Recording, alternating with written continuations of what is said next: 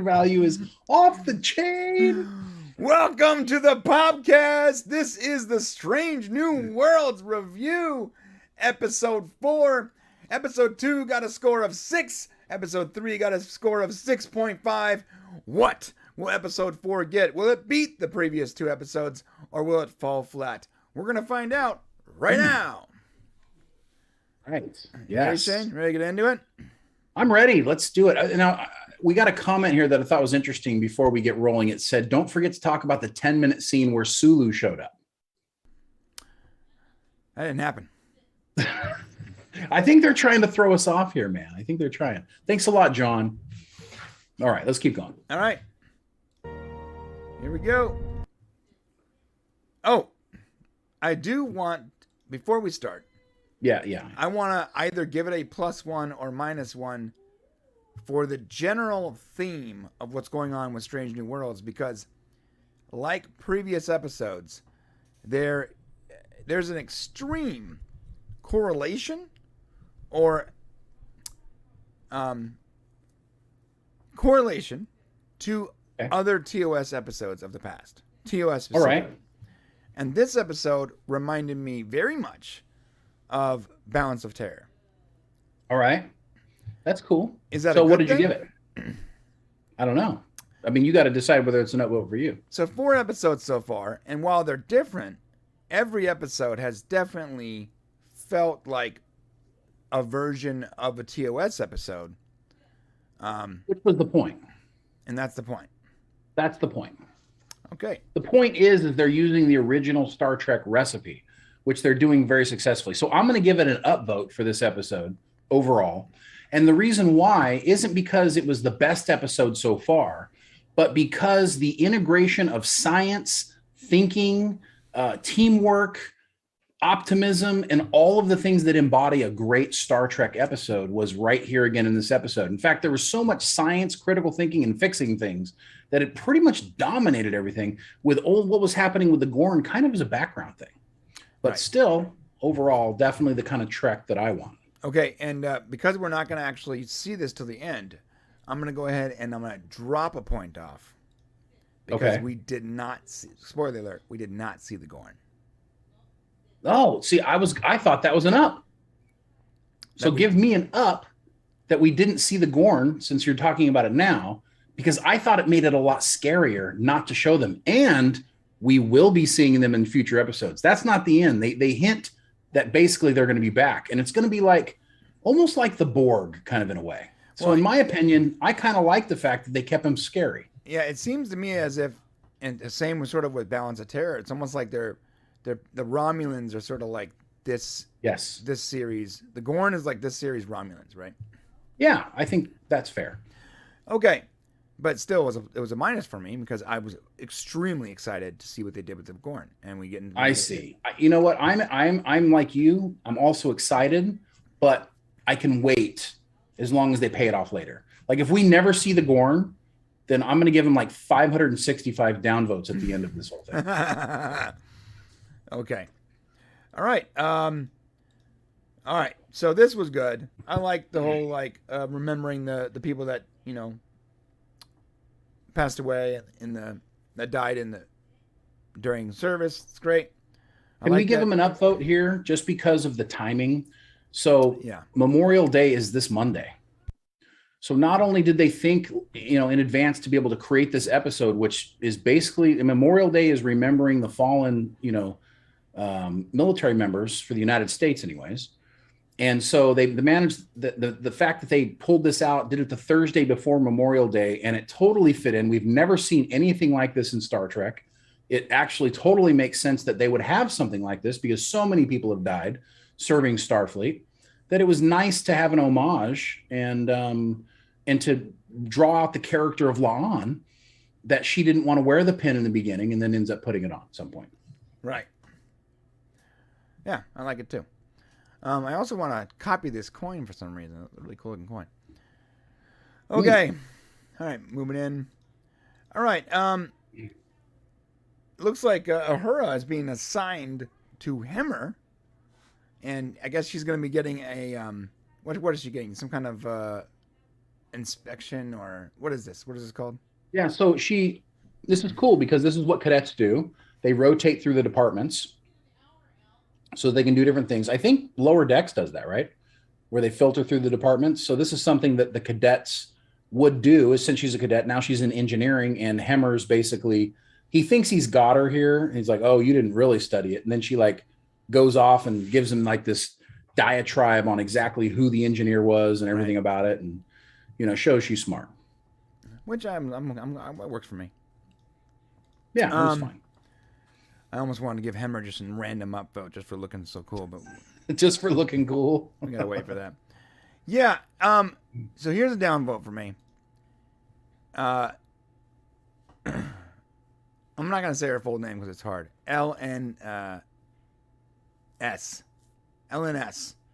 Leon Noonien Singh. That one. Yeah, Leon. Oh. I don't know. At the beginning of this episode and toward, she felt a little whiny to me. And whiny, okay. Whiny. Yeah, whiny.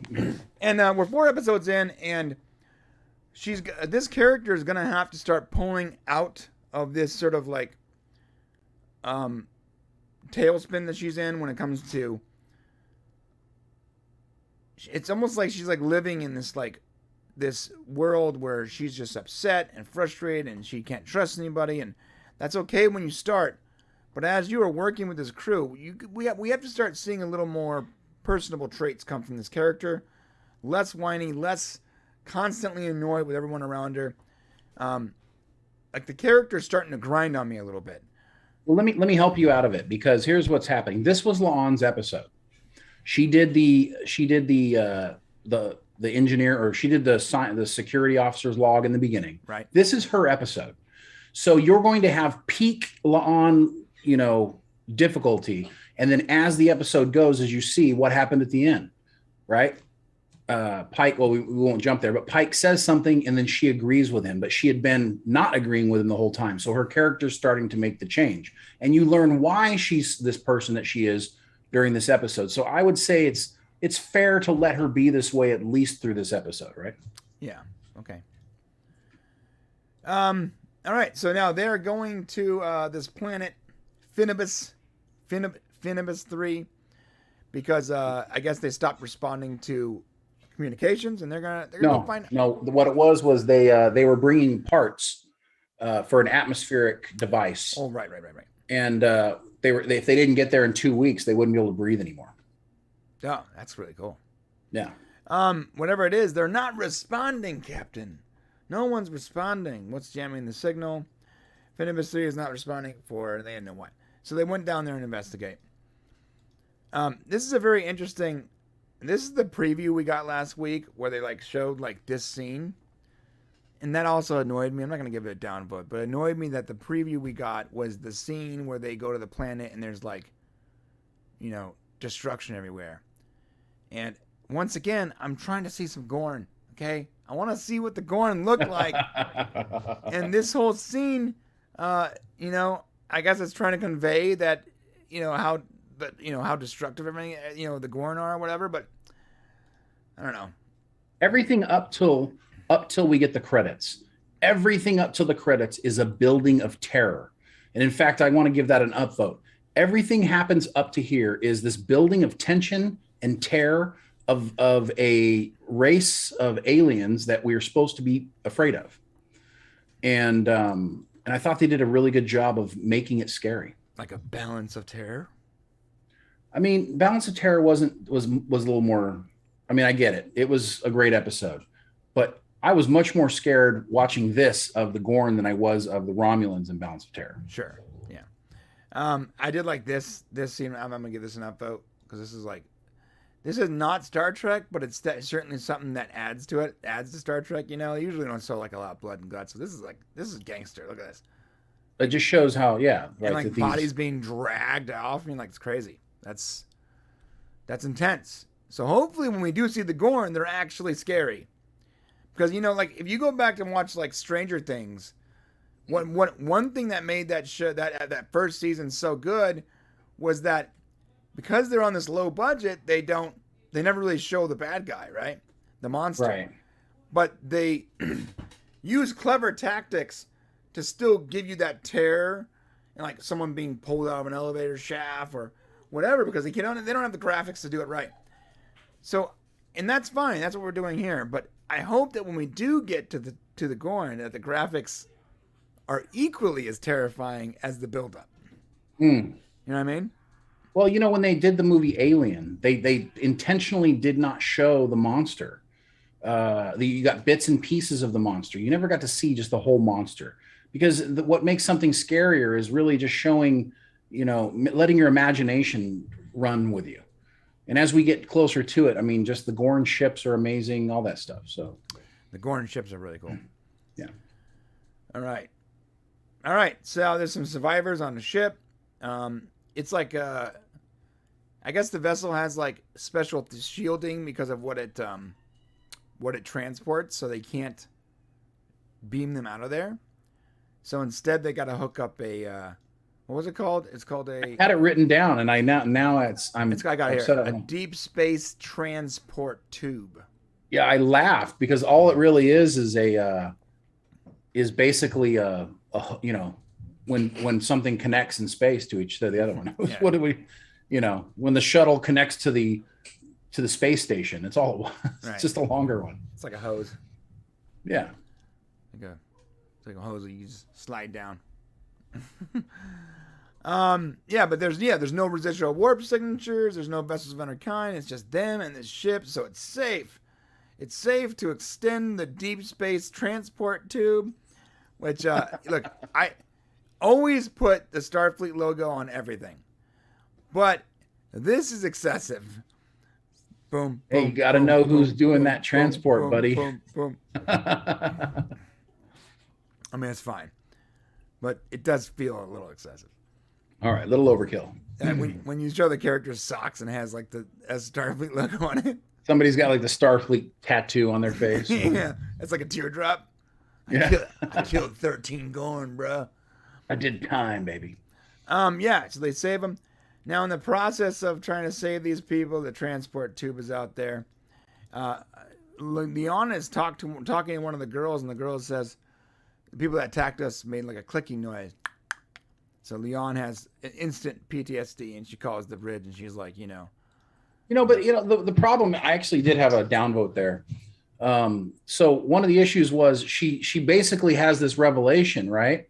But then when number one asks her, like, what's wrong? What is it? And she's like, I'm not sure yet. I'm like, well, hold on a sec. The clicking was probably a dead giveaway, and and what you just saw down below, she did know. So I just thought that was a little bit of a continuity problem. Yeah, but, if you came into a room and you saw an empty can of Red Bull, a Dota themed mouse, and and vape on a desk, you would assume that was my desk. Well, especially if there was like just random like underwear on the floor. Right. Yes. Yeah. Clothes. Yeah. Clothing. So when you hear like what they sound like, and that was like that's your big life moment, you should know immediately that it was Gorn. Well, and why did she have them check? Oh, so maybe what she was saying was that she wasn't sure, so she didn't want to say it, but she had them check for a EMP pulse, I think it was. ENF or something like that. Or ENF signatures. I forgot what it was called. It was a signature of some sort, some kind of like trace radiation. Some sort of hologram type of thing. Right. And they go, near the second room. It's a hologram, sir. By the way, upvote for Spock. This episode, and don't let me give him 2 upvotes this episode. But so far, every single episode this season, first season, Ethan Peck has been killing it as Spock, man. And I'll be the first to admit, I said he was going to fall flat, and he's doing great. So good as Spock.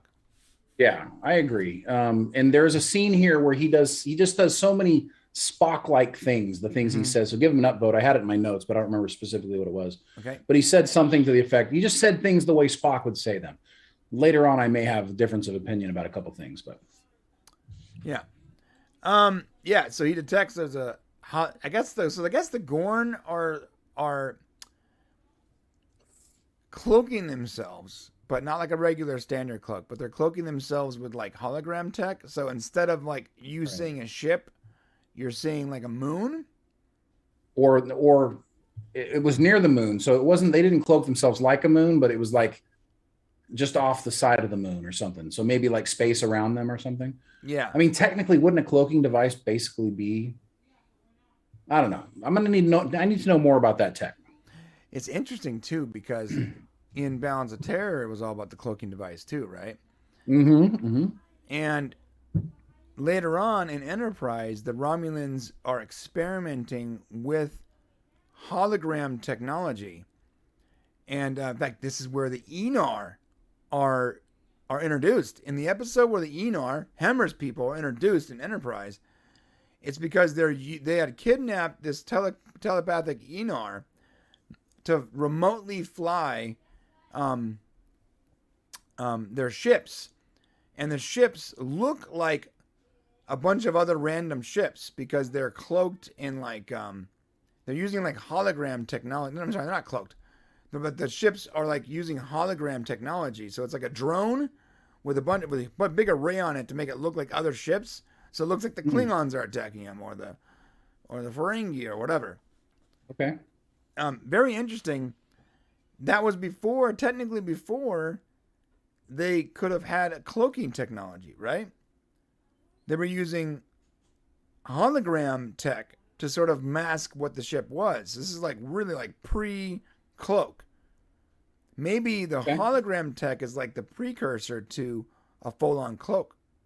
Maybe that could be it. I mean, it'd be interesting to know more about the tech for sure, but maybe it starts with hologram. I don't know. I mean, there were no holograms in TOS, but the technology was definitely out there.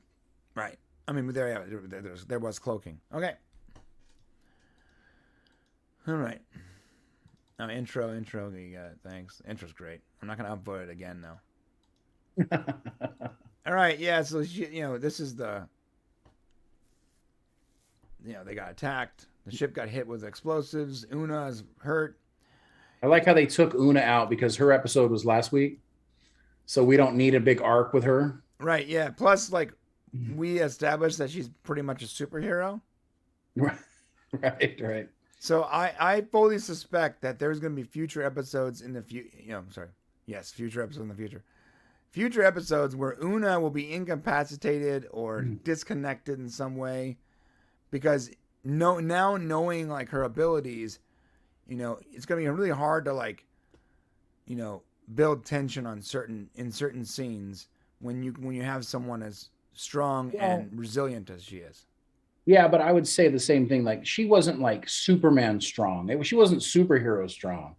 She was probably, man strong is the way I would have put it. A man could have put hammer on his shoulder. Are you mansplaining right now? No, mansplaining would be telling a woman. So I really hope I'm not mansplaining. But what I'm saying is like assuming my pronoun right now. No, I mean maybe. But, are we going? Yeah, I'm gonna stop because I can trail this all the way down. You're like taking it down a bad place. Taking it down the Twitter threads. But if Pike had thrown hammer onto his shoulder, right, and took off, nobody would have thought boo about it, right? But because she did it, everybody's like, whoa, hold up a second. So maybe she's not superhero strong, but maybe she's at least as strong as like a biological man would be.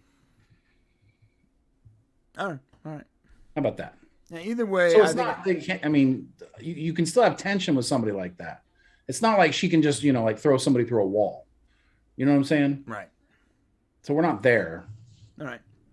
Either way, it was good. I agree. It was good that they incapacitated her so that we can focus on the other characters.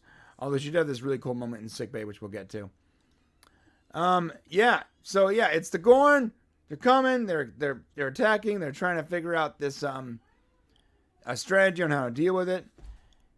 She keeps seeing this character that's smiling at her, and I guess that's her brother or something, right? Yeah, we find out later it's her brother. Yeah, so I thought it was like a sinister kind of a smile. Like a Yeah. You know what I'm saying? Like a, hey, what's up? I'm coming to get you.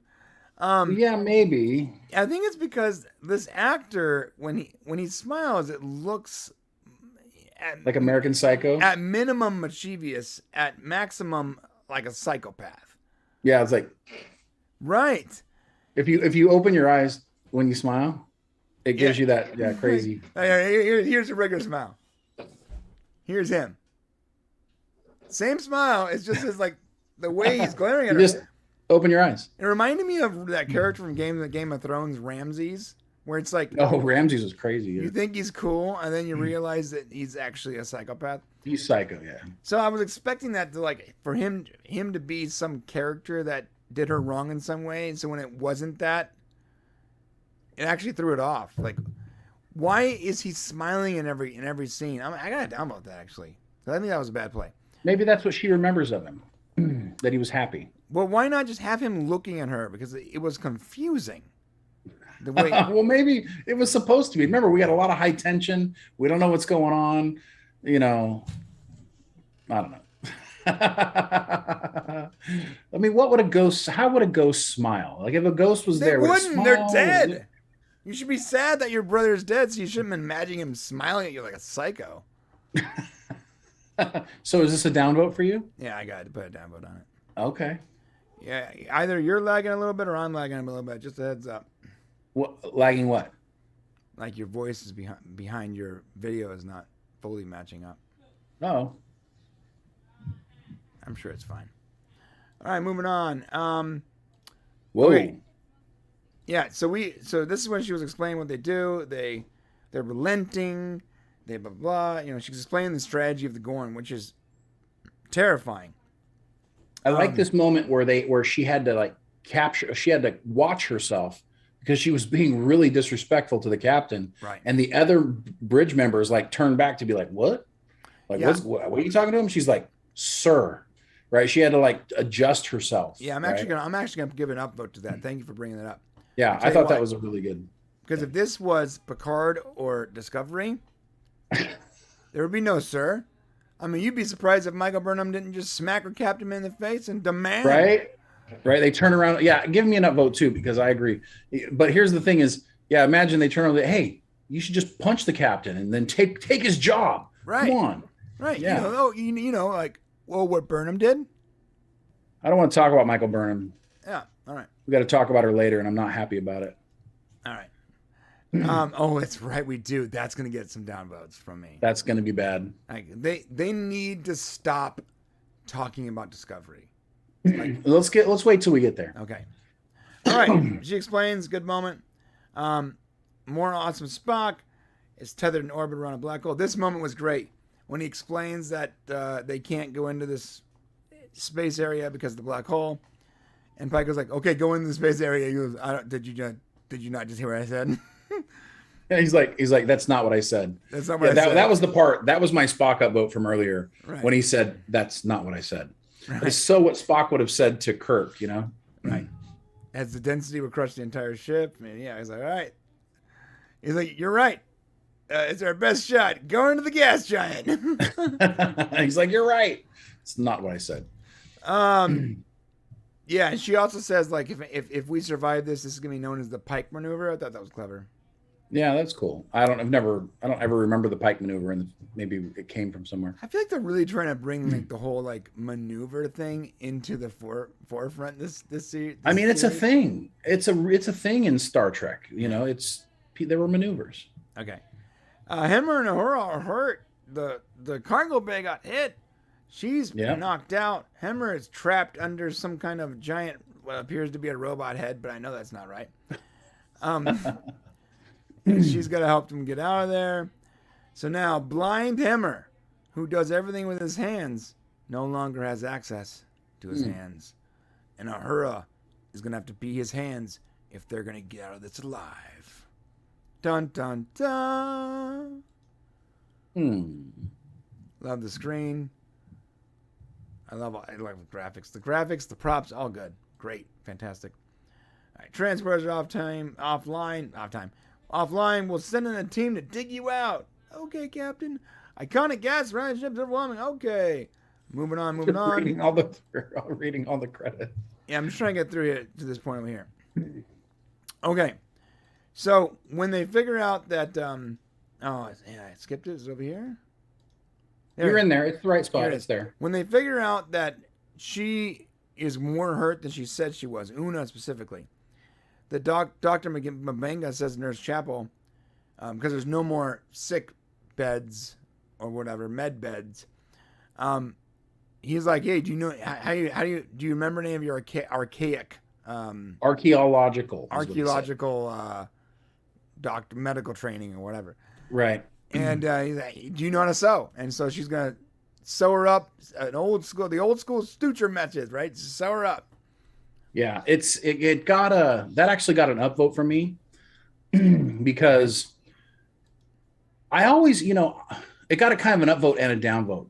So actually just leave it as an upvote. Okay. So the thing that I liked most about it was that, that in Star Trek, at some point, you're going to have a situation where you can't necessarily heal everyone with the technology that you have available. And so at some point you may have to do archaic or archaeological, whatever you call it. I don't know why. You might have to do the way we do things now, which is like cut people open and sew them, even though Bones will tell you that was not a good thing to do. I feel like why don't they have like foam or something where they just like spray the foam on it and like temporary like what if you're in the field, you don't have access to a med bed? You think, you know what, I'm getting this. I'm actually gonna get this downvote. I just realized I don't like something. Well, you're asking them to invent something that may or may not exist. No, so I'm asking them to have common sense. What if you're in the field and you get hurt and you can't get transported out? Do you gotta like just resort to a needle and a thread? Well, that's what I'm saying. That's why it got my upvote, because at some point you may not have technology to do that. And so it was always kind of unbelievable that you never, ever had to do anything, archaic on someone at any time ever. Like, and I don't think in Star Trek, other than when they go back in time and they don't have that technology, you never see anything like what we saw in this episode. So that's why it got an upvote from me, because that's probably a little more realistic. The reason why it got a partial in my mind was going to be a downvote was like, I don't need reality. I'm kind of in Star Trek land, but I realized that that's probably the way it would be in some cases. Interesting. Yeah, I feel like, they should have emergency kits with some kind of better technology than a needle and a thread. I guess. I mean, how many would you need? One for each of the crew. It's really a tough thing to think about. I mean, because even, to be honest, a needle and a thread is not as good as some super glue. I mean, so they went archaeological. They went way archaeological. No, I mean, you don't go to the emergency room now and they put super glue all over your body. It's no, but of course not. No, but they sew you up. Hold up, it's not regular super glue, but right now they have, and it's not even new. Okay, it's like 10 years old. They have these little tiny bands, and at each end is basically super glue, and you activate it, and you can suture your wound temporarily until you can go to an actual hospital to get stitches. So they were actually able to do stitches as opposed to super glue it in this case. Because you just said you go to get actual stitches. So they probably were able to do, reasonable 21st century medicine on board the ship there. Okay. I'm going to keep my downvote there. I don't think. All right. Hey, listen, this is our opinion. You got to stick by your guns. I think there's a more clever way that they could have done this.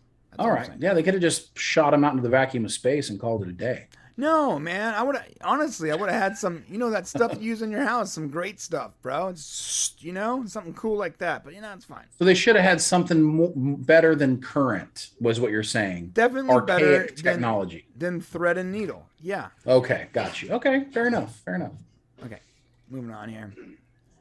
All right, this meeting. How'd you feel about this meeting where they're trying to figure out how to deal with the Gorn? How did I feel about the meeting? I don't know. It felt like a pretty normal meeting. I didn't think anything specific. Ortega seemed a little off to me. They're trying just to find. Talk me out of a downvote here. Well, I mean, Ortega's really hasn't done much besides fly the ship that really did anything for us. I mean, that's okay though, because what did Chekhov and Sulu do? They flew the ship. So, I mean, I guess it's okay. She's got a small role. It's just not a big one. She's got some kind of, I don't know, sarcastic quips sometimes. She does have a lot of sarcasm, yeah. You know, but I think that's just her character. So I wouldn't downvote her for just being who she is, you know? Okay, so because I feel like this table meeting, this ready room meeting here was really important. A, it explained why Pike is such a good captain, and it also showed how much Leon has to grow. And hopefully, you're talking about the speech he gives her afterwards. Right. Okay, gotcha. At the end of this ready room meeting. Because she's acting number one, right? And she's like, they're not supernatural, but they're going to come eat all your children. Basically. Right. You know, and she just leaves him on this like extreme, you know, zero hope, zero inspiration. Yeah. Like there's no hope. That was the point of the episode, bro. Right. That was the whole point. So it had to happen. And then we had to have Pike teach her what she just did wrong. I mean, that's his job, you know? Okay, this guy again, bro. You got to see this. I'm not tripping here. I'm not tripping. Look at this. Look at this character. Oh, damn it. That was just a kind smile. It's not. Something's off. It's not like his teeth are bared and he's like this. I think he's secretly a Gorn. Look at that. He's just smiling. What are you? So weird. It really throws me off. Something's weird about this dude, man. Listen, if I died, okay, wait, hold on. If I died suddenly and like you traumatically and you remembered me, what face would I be giving to you? I would have so many faces to choose from because we have like several thousand hours of live streams. Show me the face. Show them right now. Ready? What face do you remember me with?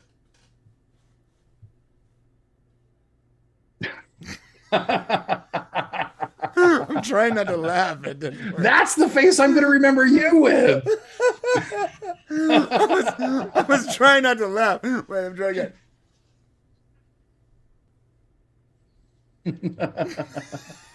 That was great. Okay. I don't know. It still is weird to me, regardless. All right. Yeah, they're not supernatural, but they're killers. They're going to come get us all.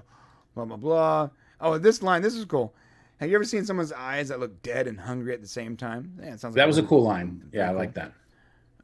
Yeah, so basically we are food to the Gorn, right? Like we're Yes. Which I find also, and I'm not going to downvote this. The Strange New World didn't invent the Gorn, but is it weird that the Gorn is a very technologically advanced spacefaring galactic hopping race that still sees other sentient beings, not like, I'm not a vegetarian per se, but like sentient, intelligent beings with like language centers and all that, like as food?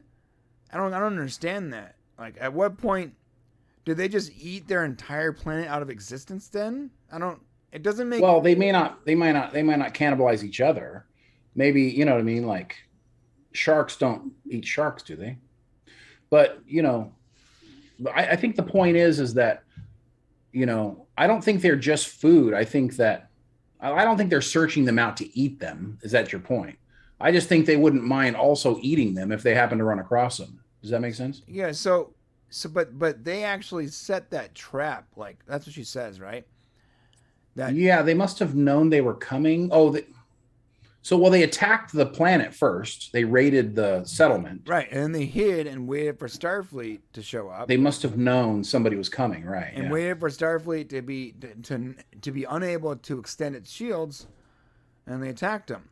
It's like they didn't just happen across Starfleet and, you know.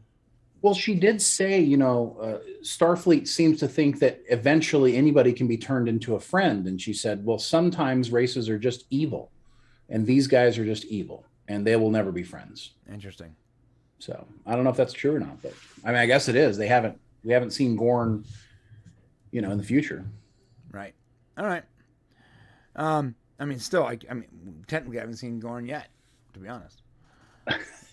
I'm just saying we haven't really seen him. You know. Cut him. Yeah. Well, you will. Well, so we saw like the 1950s version of the Gorn with TOS.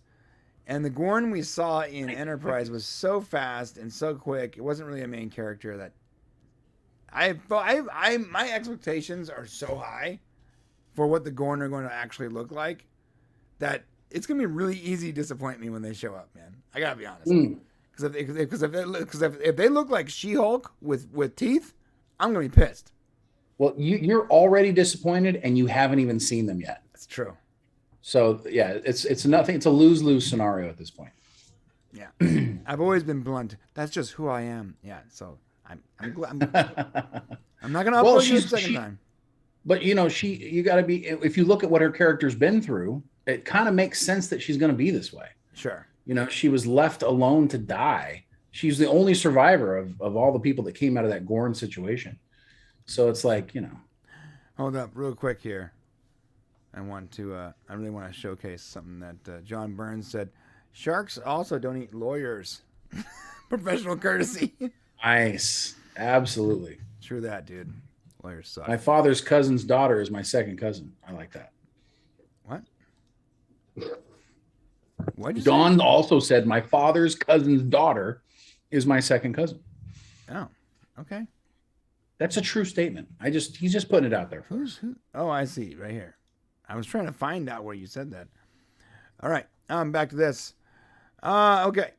So you like you like the Ready Room sequence then, right? I mean, I like the speech that Pike gives her because it's true. It's, you have to, when you're in charge of a bunch of people, you have to provide some sort of hope for the future, or else they're not going to listen to you for very long. Yeah, I agree. And I'm going to give that an upvote. Real quick, everyone, can you let me know if I'm lagging or is Shane lagging or is both of us lagging? Because you are lagging so bad for me that it's now becoming like a distraction. Interesting. Yeah, we might need you to like rezone or something. I don't know. All right. Moving on here. Okay. Oh, Hemmer. Okay, so Hemmer and Uhura. How'd you feel about this? You like this? Like this setup? I got to tell you, I didn't love it or hate it. I didn't feel like I got any closer to the characters really in this situation. Uhura has already proven to me that she's smart. She's already been now in 2 episodes where she had to solve the big problem. And I don't need this anymore from this character. So if I see this again, I'm not giving it an upvote now, but if I see it again, it's probably going to get a downvote. Okay. So remember what we agreed to last week. We either have to go positive, negative, or neutral. So you're neutral about this scene. I'm neutral about this scene. Yes. Until I see it again, then it's going to get it down. So if it happens again next, if Super Hero comes on the scene again next episode, it's going to be a down. It's going to get it down. Gotcha. Yeah, I feel the same way. We haven't even had Hemmer save the day. I mean, yet has he really? Yeah, this actually. See, I'm not going to give it a downvote, but like saying that makes me want to give it a downvote because once again, Hemmer is not given the opportunity to shine, and maybe they're waiting for his episode, but like right here, you sideline Hemmer in a way where you make him, or you incapacitate him in a way where her has to do the work. Why does Uhura get 2 episodes like this? All right, and again, last episode, when with the disease, another opportunity for Hemmer to really shine, but instead he also gets sick and he tries to transport a piece of the core. Right. So we get to the point where it looks like Hemmer's going to shine and then someone else saves him. We got to fix that. So they're saying I'm lagging basically. So just heads up. Yeah. Shane appears to be lagging. I am lagging. Yeah. One of these days I'm going to, just to freak someone out, I'm going to film it. I'm going to throw my phone in the back somewhere. And then I'm going to get really good at fake buffering where I walk by the gas station and I just start buffering, lagging. That's, you know what I mean? And just watch kids freak out. Yeah, so I'm going to give it a neutral, but I almost gave it a downvote because this is, once again, we haven't seen. I feel like Hemmer is his ability to shine is being stolen from him. And hopefully when we get to the episode where he is like really front and center, if that happens again, that'll be a really bad episode for me. Yep, I agree. Okay. John says the lagging has stopped for now. Yeah. So I actually decreased your quality, and hopefully it helped great. it. I'm used to that. It's all good. John says my second cousin is married to Bruce Horak's brother from. Oh, that's cool. So Hemmer's brother, John's second cousin, is married to his brother. That's cool. Hemmer's brother. Yeah, that's cool, John. So you're with us. So get us an interview, John. Let's go. We need Hemmer. We need Hemmer to shine here. Okay. Need him on the show. All right. This scene, what they did with the torpedo. We gotta talk about this. First off. Yeah. Go ahead. Well, it's a downvote for me. Why? Well, I was okay with them. I don't know. Gravity's an interesting thing in space. Can you drop a torpedo onto another vessel in space? Okay, I don't know. Wait. This is why it's going to get an upvote. Because you got an upvote. Yeah, this is going to get an upvote for me. Well, let me finish my downvote. Okay, but I think my downvote is going to change though. But go ahead. My real downvote reasoning for downvote was they didn't show the Gorn ship get destroyed. Oh, that's your okay. That's a reason that bothered me. Yeah, I'm not going to downvote for that, but that's a good downvote. Now, here, this is why I was trying to interrupt you, but I shouldn't have, for a reason. In Star Wars Episode 8, what was the biggest thing that bothered me in that movie? Poor use of gravity. Poor use of gravity, right? Yeah. The bombers. You guys don't understand how much I hated it so much that watching the movie in the theater, at that moment, I start telling my wife, like, that doesn't make any sense. I'm so distraught over their poor understanding of gravity that I had to get up and leave and go outside. This is back when I smoked, and smoke a cigarette and come back inside because I was so irritated at like the complete lack of understanding of gravity. And I thought they were gonna do this here. I thought they were gonna like try to drop the torpedo on the ship, and I was like. And my mind was like, no, don't do it. Don't do it. And then I love what he said. Because of the higher mass of the ship, the torpedo should be pulled down. That 2 seconds of dialogue was enough to completely alleviate my anxiety. That's what I was about to get upset about when it first happened, right? So that's why that wasn't my downvote, because they did explain it and it made sense. That little quick explanation. Yes. Now that's what I love about this show. Should the fact that the ship is much larger, I don't think it's big enough to emit a gravity field. I don't know, but I don't care. I don't because care. I got an explanation. I got an explanation. Right? I got an in-canon explanation that is makes just enough sense for me to be like, cool. Yeah, I'm not a scientist, so I'm not gonna it's not gonna bug me because I can calculate inertia. The rate of inertia versus speed in my brain or something. I don't have that. Right. I would love to hear from an actual scientist. I don't like how big would the ship have to be to have a gravity field that was high enough, higher than the Enterprise to the point where it would actually pull the torpedo. That's the question. And KB Games here said momentum, inertia in space. They didn't use gravity. So exactly. Oh, okay. So why did they say gravity though? What's that? Why would he mention the side? Here, I'll show you. He's using the specific. Yeah, it's fine. It didn't have to be perfectly explained, but it gave us a reason. Once the hatch opens, the higher mass below should pull the torpedo straight down. So they didn't say gravity. They said inertia. I mean, they're basically saying inertia. Whatever. I don't care. He explained it enough. I'm good. Okay. Yeah, gravity is a very weak force. That's what I was concerned about. Like, that ship doesn't look big enough to have a gravity field. Yeah, but he got an upvote because that 3 seconds of dialogue was enough to completely save that scene for me. Okay, cool. But yeah, I almost wanted to give it a downvote now that you mentioned that we didn't get to see the ship explode. I was like, that would have been a great moment to see that. Now, we did get to see later on a lot of Gorn ships explode. Right. So maybe that's why it didn't happen. But it just felt like the payoff of seeing the thing falling and then them going, "Oh, it's gone." I'm like, "Oh, I really wish I would have seen that." Yeah, it would have been really cool if they cut to the torpedo with the red blinking line. It's like doo doo doo doo doo, and there's like silence for like 2 seconds. Yeah. And then, that would have built a lot of tension. I don't know. But maybe it's because I'm a motion graphics guy. And I'm like, I can make this tense. Although if I had my way, every TV show would just be like a 45-minute trailer. Yeah. Well, they showed so many of them getting destroyed. It didn't seem like it would be that big of a deal. So it must have been something to do with the way they were going to explain what happened next, which was essentially they gave that ship up. They sacrificed that ship so they could find Enterprise. Oh, so maybe that's the reason. Maybe it's not supposed to be important to us anyways. Right.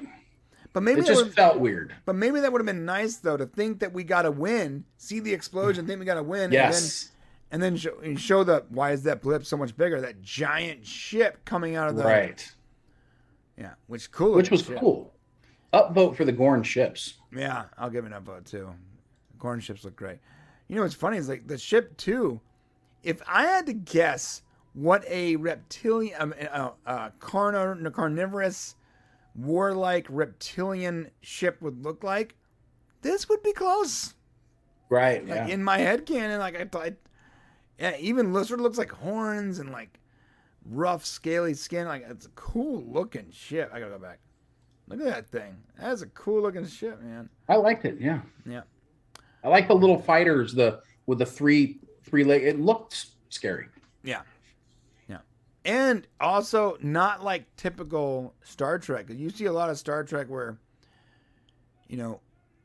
everyone wants to make their mark, but often people that design the ships for new races that we haven't seen yet, they usually take their design cues from what we've already seen. Right. And so it looks like a meaner version of the shuttlecraft or whatever. It's not like it's these usually looked not new. as unique. Yeah. These looked fresh. Yeah, in fact, in Enterprise, one thing I really, really respected that the design choice they made was the Suliban, and they had these little like sphere ships. And I thought that was super clever. We had not seen that once, Right. Okay, yeah, so they're gonna go deeper in the thing. Blah, blah. I don't want to explain too much detail. I want to get to the good stuff. Yeah, the sutures. I'm not gonna give it another downvote. Okay, this moment where she touched the thing that was too hot. Yeah, this moment, you're right. Yeah, this is a big problem, I think. I think that it's not a big problem, but it might become a big problem. Because so far we're seeing a lot of nothing from Hemmer. And he's being used as a vessel to expand other characters. John's asking if we can move the score because of they can't see the text. The score? Our scores, I guess, are getting away with the dialogue or something. Are they in place where they're at? You can't move them probably. Oh, the numbers. You mean on the? Oh yeah, I can't move them. Sorry. We'll figure that out next week, guys. Sorry, guys. We'll figure it out in the future one. Yeah. Sometimes the subtitles are going to be behind the numbers. Yeah. This is not like a program we use. Like we have to like custom make everything. Yeah, it's we're trying to fit it in there and make everything work. So yeah. I wonder if I can make the subtitles smaller. Oh yeah, here we go. Can you move them? Oh, that would be good, right? Like if you got in the upper right or something, or doesn't give me that option. I can change top of the screen would be great. I can make it so I can make them smaller, so they probably won't go underneath the numbers anymore. Might be too small now. All right, that's it's like it's like, well, I can't read that one. Yeah, it's whoops. Too small. Let me fix. Never mind. We'll figure it out in the future one. Yeah, we'll figure it out next time. All right. So so far everything's fine. Like we talked about the Hemmer and the horror thing. It's neutral, but I can see it causing problems. So what they did here with the way they maneuvered the ship over the other ships, and really cool.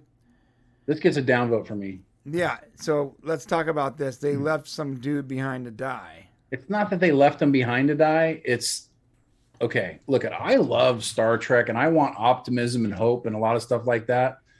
But I don't need random crew members that I don't know anything about making weird sacrifices for Kyle. So, well, I mean, Kyle, it's pretty common though. Red shirts are a thing, bro. I get it, but it just for whatever reason it came across as a little bit goofy to me. I wish it was Samuel Kirk that had saved him, right? And then we don't want to lose him. We can't lose Sam. No. So imagine if he saves him. We think he's dead, right? And then at the end of the episode, they find him with like a helmet on. He's like, guys, come on. Yeah, it'd be great if they killed him every episode. Yeah, just every episode they kill. But Chief Kyle is an interesting character. Like, they're trying to make him a main character, but he's just not really. Like, he's just not there. And so the reason why I downvoted this scene was because I just didn't feel like it was necessary to the story whatsoever. They merely wanted to put Chief Kyle into a scene so that he was on the show when this just wasn't necessary. Yeah. Also, unfortunately, because of how tiny Kyle is, they had to get yet another super tiny guy. So it just looks like a couple 13-year-olds like running from the bulkhead. I'm going to make a downvote too. And there was like kind of this weird pause where I don't know. It just, I mean, I get it. I love that, as a person, you want to save the other person. I think that is a part of human nature. So he's holding him up or whatever. Like you're right. This is weird. It was weird. And I just thought it was like, So Kyle's like, come on, Kevin. Well, I'm just going to assume his name is Kevin because he looks like Kevin. Come on, Kevin. We got to go. They're closing the bulkhead doors. And Kevin's like, no, you go. And he pushes him through. This is what I'm saying. That's what I'm saying. It was a little and then he continues to try to hobble through. Hey, Kevin, here's a thought. If you wouldn't have stopped to push him, you would have both made it. Right. Go without me, Kyle. I love you. Yeah, it reminds me of, what is that show where somebody like pushes them out of the way of like a steamroller, but the steamroller's like really far away. Right. They're like still like laying there or something. Like, no, I'm going to save you. He says like, remember me. You're like, dude, you got like 20 minutes to move. Like looking at the watch going, oh, okay. Yeah, that was like that. I mean, not the same, but in Titanic, when Jack is holding on to the thing and don't let go, Jack. Don't let go. He's like, but I'm going to let go. And she's like, okay, bye. I mean, he could have hang on. He could have. I mean, maybe there's not enough space for two people on that raft or whatever, but there was definitely enough space for him to hold on to the side, dude. Yeah, something. Fight for your life. Somehow. So unnecessary. Yeah, this was unnecessary because he literally almost makes it. Look at this. He almost made it after stopping. Which means he would have made it if he wouldn't have pushed Kyle through the door. Come on, Kevin. You got to be better than this, dude. Yeah. Yeah, you're right. Yeah, I got a downvote. I didn't like this scene. I like the idea that crew members aren't safe because I like that too. I love hope. I love optimism, all that stuff. There's got to be serious tension. There's got to be stakes. There's got to be consequences. Right. Yes. Mm-hmm. And so the consequences for this action, it wasn't because they had to close the bulkhead that he died. Here's the consequences. Kevin was dumb, and he died. And then we get the appropriate feeling at the end when we see the coffins. And we're like, bye, Kevin.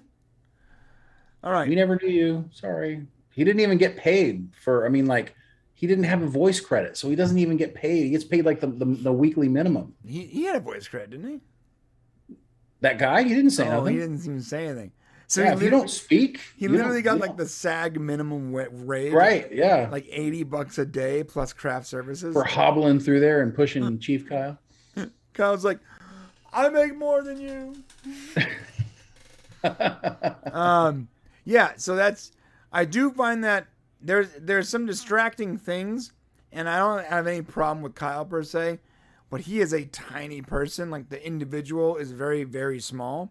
Yeah. And so they wanted Kyle to be shown doing something other than manning the transporter room, which is fine.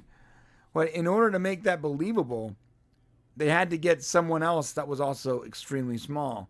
And it was super, it didn't look right to me. It looked like a couple kids, and it makes you think, like, is everyone in Starfleet just like 120 pounds or what? Because everyone's so small all of a sudden, except for Pike. Pike and Spock. And arguably, Spock had to swole up for this role. Because the Discovery was not strong like that. Yeah. All right. Yeah, why does it feel like there'll be no one left on the ship to save? Good. Okay, yeah, all this is fine. I don't think it deserves an upvote yet. We're getting to the point where there is. See, I love the balance. See, the balance of terror, overtones or undertones or whatever, very good. But what made it better was when we get to this moment where he uses the relentless character of the Gorn against them. That was very cool. That was good. I did want to give it an upvote just because of the whole submarine feel from Balance of Terror. I loved that. You know, when I was a kid watching, I always thought of the Enterprise as a submarine, kind of. It's the way the ship was set up. It's the way it's run. You really can't see without your projection screens. You are blind to some degree. And I've always thought of it like that. So I thought it was really cool that they had that here. More needle and thread, Shane. They were going to show it. Yeah. More. Another character. How many bio beds you guys have? You guys need more. You need more bio beds. They were not ready for a big attack, for sure. Apparently not. But I can't give another. You can't downvote twice. You can't upvote twice. That's the rule. I agree with that. All right. So I love this though. They needed to give plasma, and Una basically sacrificed her plasma.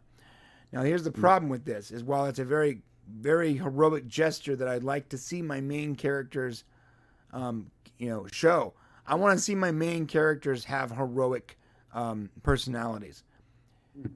As the audience, we knew Una was good and she wasn't going to die. So of course you know that. It made the gesture feel like there was no weight to it. There's no way you can ever succeed in that situation then, because these characters are not going to die. So you can't really think of it like that, because we're never going to lose one of our main characters. They're in the show for at least 2 seasons. No, but that's not true though. You see, the only characters on this show that should be safe, hands down, is Pike, Spock, and Una. I'm sorry, I guess, and Chapel. Everyone else can be expendable. And Mbenga, he was there. Oh, Mbenga was too. So you're making it hard. Yeah, so I mean, you can't. But Ortega wasn't there. Leon wasn't there. They can kill Ortegas. They can kill Ortegas. They can kill Hemmer. But so I mean, I don't know. There's going to be situations like Uhura. I'm trying, guys, to say it correctly. Uhura. There was no sense of tension of her dying. They're having this whole talk about dying, her and Hemmer, but we know she's not going to die. So yeah, that's kind of a wasted thing. That's coming up here in a moment. At least it showed her character and that she was heroic or whatever. Right. So that's what I'm saying is if you're banking on it not being good because she's not actually potentially could die, we're going to run into that a lot. All right. I didn't give it a downvote. I'm just saying that it felt a little empty, but at least got it. At least it was not like, hey, don't give her mine. Imagine that. Don't even consider taking mine. He made it an order, bro. Let the red shirt die, okay? I'm first title here. I'm getting paid. Yeah, she made it an order too. Right. All right. All right. They're in the center of the gas giant. Blah blah blah blah blah. Oh, here's go. I love this. The newest obstacle is in the presence of a nearby. That was good. Yeah, and she asked. She said, "Don't you ever speak plain English?" And then when they figure out what they're gonna do, she's gonna get in a shuttle, and she's gonna go after him. He goes, "I'm gonna go with you." Basically, is that and to explain in plain English that she needs help. Right. I'm paraphrasing here because I don't remember the exact sentence, but. And I didn't really. I mean, I thought it was. I mean, I understand why they did it, but did he really need to go with her on that? They were basically just supposed to go and take a peek to see if the Gorn were still there. Well, maybe he needed to go because maybe, I don't know. Let's just assume. If I'm Spock, this person, I don't think one person should ever be alone on a mission. Because what if she gets incapacitated and she can't finish her mission? What if she has a PTSD and she sees her brother smiling through the panel and smacks the wrong button? And you need to have there needs to be a team of people doing these things. Yeah, but do you risk one of your 2 bridge officers to do it? It's like, that was, it was just shown to us that the Gorn were basically just waiting for them to peek their head out and smack them around, right? And basically destroy them. Mm-hmm. So this was, I believe he said the word suicide mission even. And the fact that, the Gorn could have easily taken your shuttlecraft. Yeah. It would have been hilarious if he said, "No, Spock." And then he looks to the right, sees Samuel Kirk, and goes, "You go with her. You go. Sam, you're up." Yeah. And he's wearing a red shirt. He's like, "What? Okay, how did I end up in security?" I just want to see him kill Samuel Kirk. It's like I know it's a pipe dream, but I think it'd be so funny. Yeah. But I mean, I like the idea of like taking the ship and risking your life. I just yeah. I like what Spock said, but you're right. Didn't have to be Spock. I'm just like, yeah, okay. I mean, it was an opportunity. It was a plot device so that they could have a Vulcan mind meld. Yes. Now, this is one of those moments we both have to talk about this. Is it an upvote? Is it a downvote? Is it neutral? How do you feel about the mind meld? I'm okay with the mind meld. We've got a lot of weird mind melds in Star Trek. There used to be an argument of, mind melds must not be that big of a deal. I mean, mind melds are a big deal because you're basically learning each other. You become a part of each other. Right. And so mind meld's a big deal, but Spock did it pretty frequently in TOS. Right. So that's not too weird. Did we just miss it? What happened here? No, I'm trying to go back. Oh, so I thought it was okay. Now, I thought what was interesting is they picked up the mind meld. Usually mind melds are done where the Vulcan is like explaining what's happening, right? But in this case, they actually went into her mind and it became a whole shooting scene at this point. Right. Where she's in Gorn territory. Yeah, I think I like it better when the Vulcan just explains what's happening. I guess you can take it either way. This is kind of I guess you have the money now. Back then, you didn't have the money to go inside somebody's brain and do a dream sequence. Like, now I guess you can afford it. We can't show Sarek actually killing people, so just explain it for him. It's like, okay. Yeah, right. Super exposition. Now where's the downvote here, Shane? Where's it at? Oh yeah, the downvote is at the end of the Vulcan mind meld. In fact, I want to give, I don't even know if this is part of the rules, but like I wrote for like 3 downvotes. Okay, so we agreed that you can do +2, -2 max. You can? I thought you said you can only downvote something once. Yeah, because watch. I can +2, -2 instantly. I know, but you just made the rule a minute ago that you can't downvote something twice. Right, but we also said before we started this whole scoring system, we said we can give something a +2 or a -2 okay. if it's then amazing then or double outrageous. double downvote this one. Because I got to tell you, I don't need Michael Burnham in this show. Yeah. I don't need, listen, and I get she's part of canon now and there's nothing we can do about it. But it totally took Ethan Peck's Spock. Did you notice the moment this happened? Like I immediately started disliking Ethan Peck's Spock. Immediately. Like he immediately started disliking him. Yeah, he was like, oh, he's awesome, Spock. Oh, he's back to that Spock. Damn it. Now he's crying. Now he's his sister's gone, and now he's having this emotional moment. He ends the mind meld, and it's just like, listen, guys, it just wasn't necessary. No. We don't listen. All the Star Trek that goes forward from this, there's no Michael Burnham. There's no sister. Right. So just you don't need to add her to this element to make him more. He's got so many other things. Turmoil that he can deal with, his dad, stuff going on Vulcan, his relationships maybe with whatever, Nurse Chapel, whatever you want to do. You don't need to add Michael Burnham to this thing. And so boo. I didn't like it. And I guess that's a strong feeling. Here's the deal. If you have nothing else, if there's no inner turmoil and he's not with Nurse Chapel and you want him to have any kind of problem, I don't care if you invent hemorrhoids. Just don't bring up Michael Burnham again. Anything but Michael Burnham. Yeah. The character is cancer to this franchise, dude. 100%. So I'm also going to give it a downvote. It cannot continue being They just can't keep bringing her up. They've already brought her up twice this show. Yeah, it was the crazy part is the scene was good up until that moment. I was like, come on. And I literally said out loud, I'm like, come on, guys. And my wife was like, what? I'm like, Star Trek's stupid. 4 episodes, 2 Discovery mentions. Let's just move on. Yeah, at this rate, is this Discovery season 4.5 or what? Come on, man. Well, at this rate, we're going to get... That's an excessive nitpick. I'm joking, obviously. Right. Well, at this rate, we're going to get 5 Discovery mentions before the season's over. Yeah. So the first one, I didn't complain about whatsoever. It makes sense. They're coming together after a long time. I really want you guys to stop hanging your hat on that one crappy season of Discovery when this Enterprise and this crew has way more history, even now, than Discovery.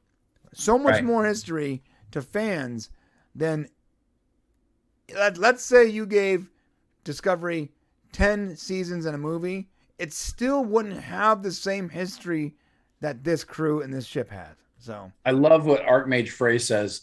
Can you imagine if Lon said, you had a sibling as well? Oh. And then we were like, oh, crap. They're going to say Michael. And then she says, his name was Cybok. That would have been great. So good. See, that would have been pretty cool. Dude, that would have been great. I would have been like, yes, yes. Cybok lives. I would have started getting angry, like, no, yes. That would have got 2 upvotes. That would have been 2 upvotes from both of us, yeah. Not even that I care about Cybok, but like, I don't either, but the acknowledgement from the crew to like completely like forget Michael Burnham exists would just be fantastic. Right. Okay. All right, moving through this. We're going to skip a little bit to the end here, guys. You know what's interesting? The shuttlecraft seemed really big to me. It did seem big, right? It did. It seemed like the seats were really far apart. It just seemed really large. Yeah. Not worthy of downvoting, but yeah, it seemed, you're right. It did seem large. I'm moving through this. We already talked about the her and Hemmer thing, whatever. She's fine. There is this scene at the end where they're trying to get a hold of them. They think that they died. I thought that was clever. That was good. Yeah. They really pulled, they let it breathe for a long time. They did. Almost to the point where he was going to he just assumed they were dead. Right. A lot of TV shows do that exact same trick, but they don't play it that long. Yeah. So they'll be like, guys. And you see the disappointment and he goes, yes, sir, we're here. But he was like about to declare them dead. And they're like, sir, Captain, sir. I'm like, okay, all right. That's fine. I know but it's a TV trope, by the way. It's a very common thing. We knew they were alive, but yeah. Yeah. I'm skipping to this. This is all fine. What did you think of the black hole thing? Let's upvote, downvote that. Oh, okay. Let's upvote, downvote the black hole. First off, you're right. This is a point of mention. I love the Event Horizon. I love the way it looks. Looks cool. It's graphically outstanding. I just think it was super convenient to have a black hole right next to the planet, right next to where they're fighting. It felt a little... Well, it was there from the beginning, though, in fairness. Okay. So, I mean, it was mentioned from the very beginning. It does seem weird that it's so close to everything going on. Yeah, you know? So black holes, in case you guys don't know, black holes, they suck everything into themselves. And as far as we know, everything that gets sucked into a black hole just ceases to be. They're like the galaxy's, garbage disposal. Garbage disposal, yeah. Which means you can't have it that close to a planet or a sun. Because it's gonna continually pull on everything around it, and the only thing that changes its strength is distance. So when you're that close, it's a continual pull. Like the planet could not have been orbiting around the sun if there's a black hole that close. But I'm not an astrophysicist. I'm just saying that's the way I see it. Although graphically it looked beautiful. Well, and here's the other issue is that you don't really understand, and it's distance, and I don't want to get too deep into it, but we don't know how far away that planet was from the brown dwarf that they went to hide in. I'm assuming because they were damaged heavily that they couldn't just travel, a long ways away quickly. So that's where it gives us the idea that everything's in a very close proximity, when in fact it may not be. They may have taken a while to travel to the brown dwarf or something. Right. It just didn't give us that impression. So The other thing for me was the vessel seemed pretty large in comparison to the black hole. Black holes are ginormous, generally speaking. Yeah, and maybe this one wasn't quite as big, but the whole slingshot maneuver and dumping out the stuff, I thought that was pretty clever. Getting the Gorn to think they had been, destroyed, by getting too close to the black hole. So I thought it was pretty clever overall. So I'll give it an upvote. You're gonna give it an upvote? Yeah. I'm neutral because I don't. Yeah, because I don't think the way it looks was good enough for an upvote. Because it did look really cool though. That Event Horizon is really cool though. It's like, no, you got me thinking about the graphics. Yeah, I gotta give it an upvote. The graphics are just so sick. Yeah.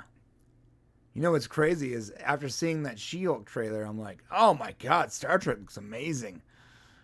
All right. Yeah. So I guess you dragged an upvote out of me. Good for you. Man, sorry. Yeah. All right. There's that moment. Hammer. We're here, sir. Don't declare us dead. Yeah. Okay. Final upvote, downvote. The scene with Pike and Leon. What you got? Leon. I give her an upvote because her character grew, learned, and got better. Okay. Yeah, because she actually says. I'll also give it an upvote because you're right. Yeah, her personality changed here. Yeah, it did. She took on board what Pike said, so she showed that she can learn. Showed that she could, she's willing to take advice and grow, and she did, even if she maybe didn't like it.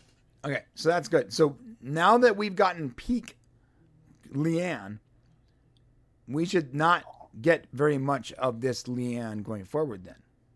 Well, we should get definitely a version who's grown, and we're still going to see Lon's going to continue to grow, and people don't just change overnight. Of course not, but like you said, this was peak Leanne, and I said it's getting a little old. This is her episode for this season, so yes, this is going to be peak in the money for her. Okay, is she going to be perfect here out where she's better, or are you going to have moments where she's like this? I'm sure there's going to be moments. Sure. Okay, but I also get an upvote. I like that she learned. I like that she respects the captain. That's very important to a Star Trek show, is that you respect the I mean, maybe you guys didn't know. Respecting the chains of command is sort of what the military is about. So that's right. All right.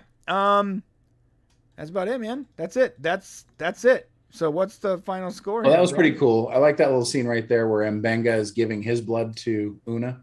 Oh, yeah. Okay. All right. That was cool. You want to make that? She didn't have plasma, so he gave his. You want to make that into an upvote, downvote moment? Sure. Give me an upvote. I like that. All right. I'm neutral because it didn't matter that much. Wait, hold on a second. You can't say it didn't matter. Yeah, see, I got an upvote out of you for nothing. Ha! Well, you didn't trick me into it. I'm just saying that's an upvote moment because it shows the crews, they're willing to sacrifice for each other. At least the main people. Well, They did show it throughout, but look at Mbenga taking one for the team. Made me care about Mbenga a little more there, man. Yeah, I mean it was fine. It wasn't like it was fine. Well, you asked me if this is an upvote, downvote system. I want to know. I wanted to hear what you would say. I didn't want to just skip over it. No, it's all right. You tricked me. I tricked you. I tricked you into upvoting. I'll take it. We'll take our 5.5. All right. Good. Okay. I didn't like the way it ended, but that was cool. This is actually cool. Funeral scene. What do you think? Yeah, it was awesome. Very standard Star Trek. They get launched out into space. It's all good. Does it deserve an upvote? Stop asking me that question, man. If you're not going to do it first, if you turn it into an upvote scene, I'll give you my up or down. Is that what you're doing? Oh, you can go up, down, or neutral. You don't got to stay in one, in one spot. You can be neutral. No, I'll give you my up, down if this is what you're asking. Right. But you're saying the final scene, the one with the coffins in the engine room, is an up, neutral, or down. It's an upvote. Okay, there you go. I just gave another upvote. It's an upvote. I mean, it showed Star Trek lore. It's the way it's done. It's got cool looking graphics. Look back there. They're recognizing the people that died. I mean, it's a great moment. Yeah. I'm gonna give it a downvote. Go ahead. I'm tired of seeing the Starfleet logo and everything. The logo. Wow. I'm joking. I'm not giving it a This isn't going to be an accurate one here. Yeah. I'm not giving it a downvote. I mean, you're right. The graphics do look really cool. Yeah, and the captain's there. Because, this is Discovery. The captain wouldn't even be there. Like she'd be like, "We lost people? What? Wait. Are there other people on the ship? Sorry, I was in with a counselor. I couldn't. Yeah. The ship really needed me. She was having a rough time on TikTok. Yeah. She felt really threatened by a TikTok internet troll. All right. So that's it though. That's final scene. No more upvotes, downvotes. Okay. So let's talk. Let's finish this up. What you got? I mean, I thought it was a great episode. It was another week of good, fun Trek. I don't think it was the best episode we've seen so far. I think still the first episode was actually the best episode. But it wasn't bad and it was enjoyable. And at least I'm looking forward to it every week still. Okay. So final upvote or downvote? What? Final upvote or downvote? In the beginning, you said, do we upvote or downvote the show? You want me to give another one up or down? You're right. My brain. I'm downvoting Brian for trying to make me upvote all the time. He's downvoting me now. Okay. You know what? I realized about halfway through the review that I wasn't picking the specific scenes that we had spoken about. So I started too late, and I was trying to make up for the. You're trying to make up for it. Yeah, that's cool. Because there was halfway through our review, I was at 2 and you were at 4. I'm like, oh my god, this is gonna be the worst episode of the season. Well, honestly, it probably deserves to be right there because I liked it a lot, but it was just kind of like cool, a good episode. It wasn't like groundbreaking. I didn't fall in love with somebody. Wasn't overwhelmed. The whole Uhura Hemmer thing was kind of meh to me, to be honest with you. Yeah, that was close to a downvote, which would have put if we would have both given a downvote, and we would have put this episode from a 6 to a 5, which would have made it less than. Yeah, but I think a 6 is an average score. I think it's solid 6. It is. Yeah, it's 6. All right. So that's the score, boys and girls. It's a solid 6. All right.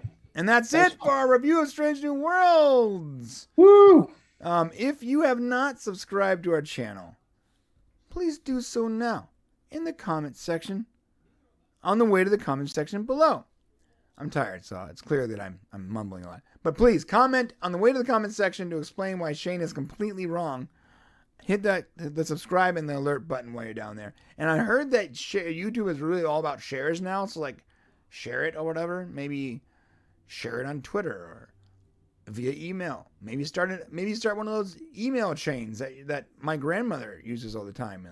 Just start sending links on your email. I don't know. Yeah, let's just tell them right now. If you don't send this to 500 people that you know, something bad's gonna happen. Yeah. Spock's gonna turn into a woman, and then he's gonna attack Captain Pike. Yeah, and his ears are gonna fall off. Yeah. Let's see what we got in the comments. What you got, man? What you got? Let's see. We got all kinds of good stuff here. Let's see. Let's see. Sure glad they fixed the planet's air 3 weeks before it gets sucked into a black hole. Please tell me where you're starting. I just down at the bottom. Okay.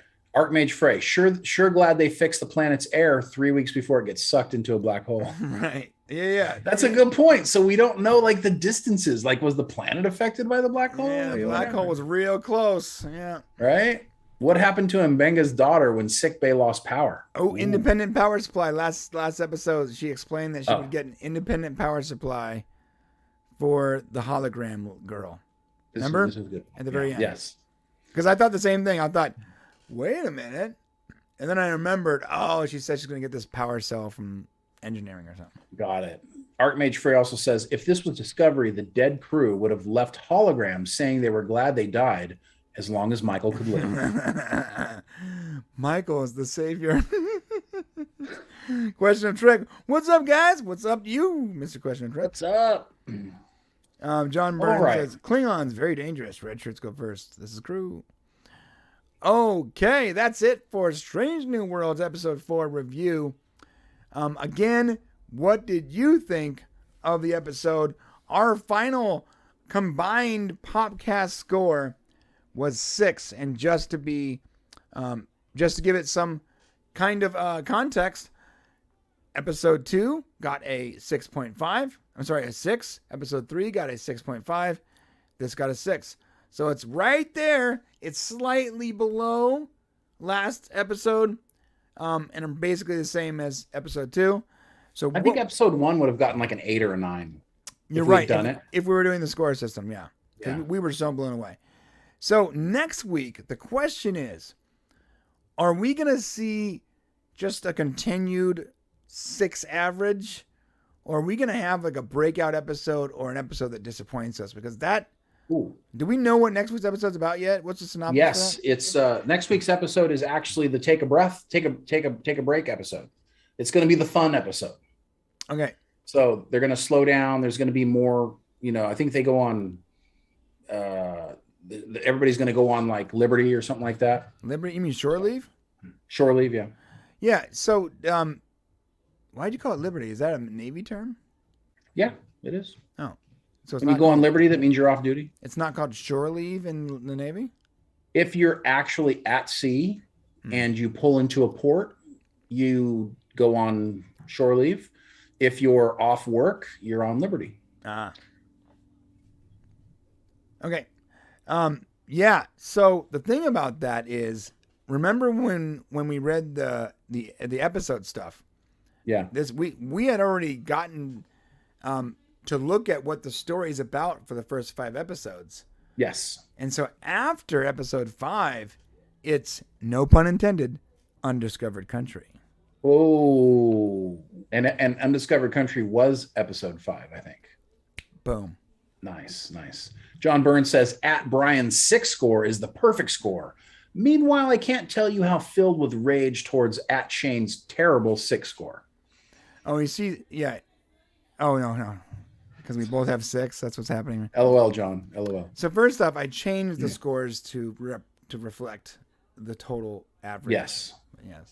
But I get it. Rage filled towards me. It's okay, John. Yeah, it's typical. Yeah, I'm the more likable of 100%. the two of us. Yeah. So a lot of people get real angry at Shane for no reason. No reason at all. It has nothing to do with the swastika tattoo. I keep telling him that. The what? The swastika tattoo on your back, that big giant swastika. Swastika. Am I saying the word wrong? Swastika. What are you talking about? I got a tattoo right here though. I do. I'm a cultural appropriator. and a teenager of the 90s. Can you tell? What it means is go home, gringo. Yeah, it's actually the price for the tattoo. It was the receipt.